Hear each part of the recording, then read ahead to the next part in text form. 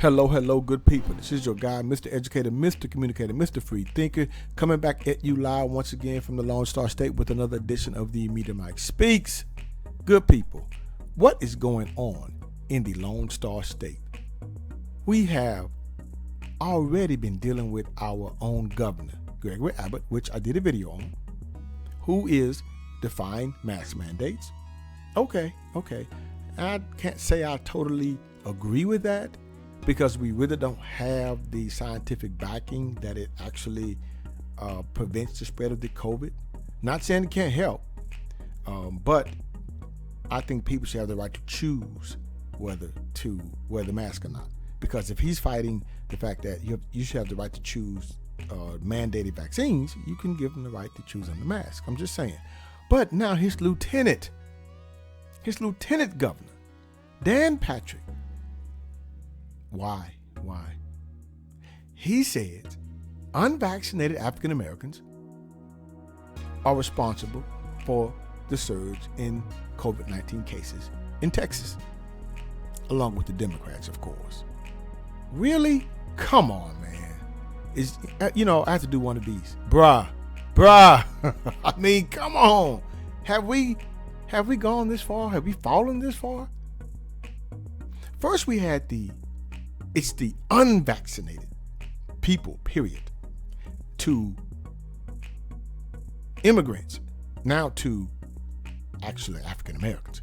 Wow. So let's take a look here. This is what he has to say.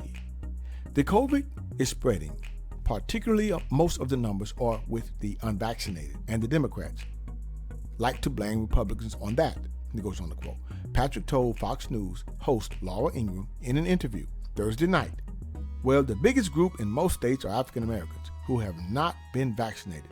Last time I checked, over 90% of them vote for Democrats in their major cities and major counties. So it's up to the Democrats to get as many people vaccinated, unquote. Okay, so he's keeping up with all these numbers? Really? He's keeping up with all these numbers. This is going to be a short one, good people, but I want you to know this. This is starting to get out of hand. Now, Ingram had asked Patrick, who has previously blamed undocumented immigrants. So he started out blaming undocumented immigrants for the rise in cases, to respond to charges that his and Governor Greg Abbott's policies are to blame for the spike that has over 12,000 Texans hospitalized.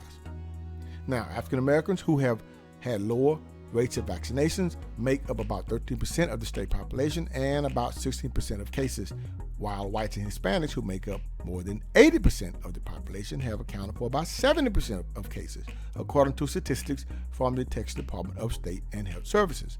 So I don't know where he's going with this. I don't understand. Abbott, who tested positive for the virus earlier this week despite being vaccinated, issued an executive order last month banning vaccination and mask mandates as case numbers rose in the state despite pushback from local officials and school districts. The Texas Supreme Court on Thursday declined to back the governor's mask mandate ban. Now, Patrick told Ingram that Democrats are doing nothing for the African American community while Republicans are encouraging people who want the vaccine to take it. But he added, we respect the fact that if they don't want the vaccine, we're not going to force it on them.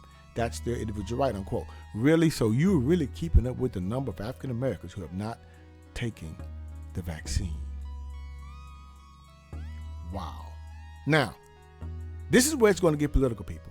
Patrick's challenger for his 2022 re-election bid, Democrat Mike Collier, shot back at Patrick's Thursday remarks, tweeting on Friday that more than 55,000 Texans are dead because of Dan Patrick's failed leadership, not because of black Texans, unquote. He quoted, oh, that's a good one. With record cases, he quotes on, with record cases, case counts, and overrun intensive care units, Texas is a sinking ship, and Dan Patrick is watching from a lifeboat, according to Collier. He goes on, unquote. Now, I don't know about that. He poured it on a little bit too thick there at the end. Now, Russell Foster, another Democrat candidate running for Congress in 2022, argued that Patrick was not the only Texas leader pushing these awful racist views, unquote. Okay, yes, I would say that. A little bit racist there, Pat, so not good. No, Foster goes on to say, quotes, "That's odd because the reports I hear from the hospitals in my district are that they are full of unvaccinated Caucasian people that refuse the vaccine." Foster said, "It's not just Dan Patrick's that's pushing these awful racist views. Most Texas GOP leaders, include Pat Fallon, are doing the same," unquote. Wow, now I didn't hear about that one, so I'm going to have to do research on that. Now, there are over 1.2 million black residents in Texas who have been vaccinated with at least one dose of the COVID-19 shot, according to data from the Texas Department of State and Health Services. Roughly 3.5 million people, or 12.9%, make up the state's black population according to census data. So far, Texas has had 15.9 million people receive at least one dose of a vaccine, and more than 13.2 million are fully vaccinated, according to the Department of Health. So, the department also reported more than 20,000 new cases on Wednesday, adding that there were only 322 available ICU beds throughout the state. I don't know. That's stretching it. Ha! Dan. Well, sir, you are not the man. With the state already in a supposedly chaotic state, you just had to go and add more to the plate. You see, just when stronghold red states like Texas was leading the charge in the South, you, sir, just had to go and put your foot in your mouth.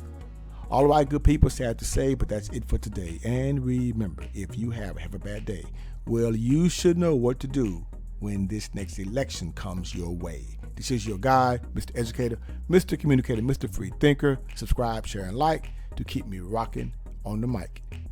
Have a good night.